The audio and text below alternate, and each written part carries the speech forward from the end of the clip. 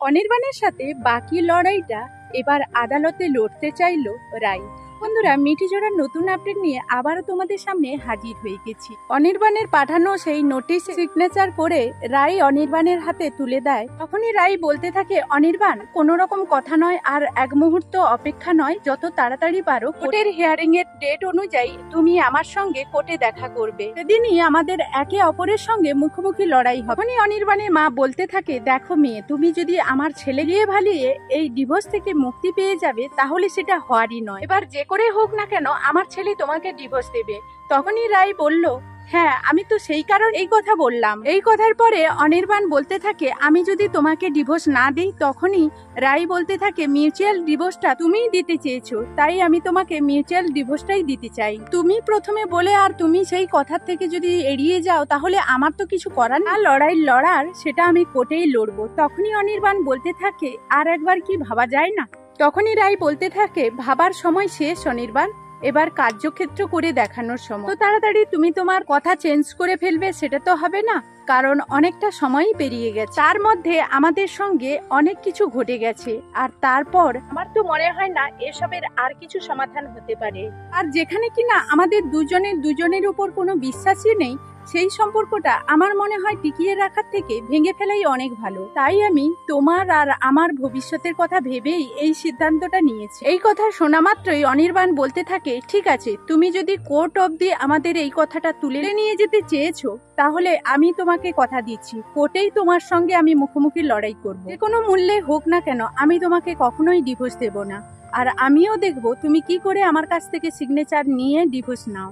রাই বলতে থাকে, কিসের জন্য এত হ্যাচাল করছো? তুমিও মন থেকে জানো খুব ভালো করে যে আমার আর কোনো রকম তোমার সঙ্গে সংসার করার মানসিকতা নেই। সত্ত্বেও তুমি একজন মানুষকে জোর করে তোমার সংসারে টেনে নিয়ে এসে কি করতে পারবে বলো তো? কি কাজ উদ্ধার করতে পারে? কোনোদিন আমার মন পাবে? তখনই অনির্বাণ বলতে থাকে, একবার চেষ্টা করেই তো দেখতে পারি। আমি তোমাকে কোর্টে না গিয়ে এখানেই সব সমস্যার সমাধান করতে বলছি, কিন্তু তুমি যদি নিজের জেদের কারণেই যদি কোর্ট পর্যন্ত এই কথাগুলো টেনে নিয়ে যাও। তখনই অনির্বাণের মা বলতে থাকে, দেখ অনির্বাণ, আমি তোর কাছে 2 হাত জোড়ো করে অনুরোধ করছি, তুই যখন এই সম্পর্ক থেকে মুক্তি পাওয়ার একটা সুযোগ পেয়েছিস, তাহলে এটা কখনো হাতছাড়া করিস না।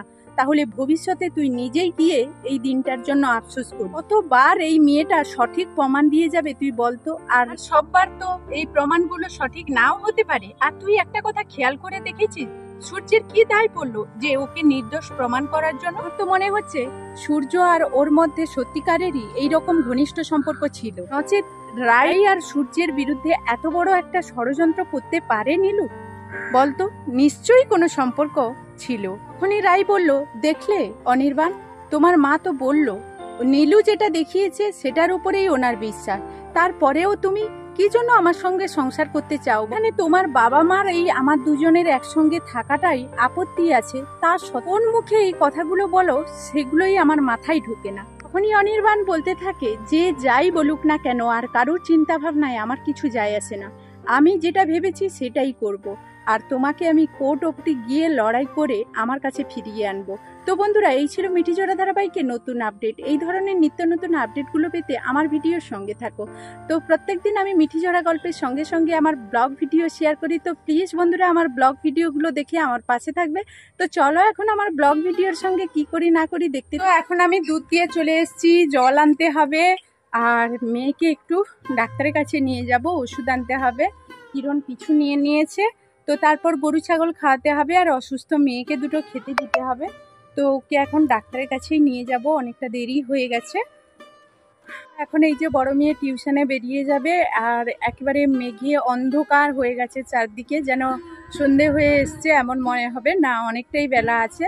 তো যাই হোক, আমি গরু ছাগল সব কিছু একটু নেড়ে চেড়ে দেবো, ওরা খেতে শুরু করবে। তো এই যে বড় মেয়ে টিউশনে চলে যাচ্ছে।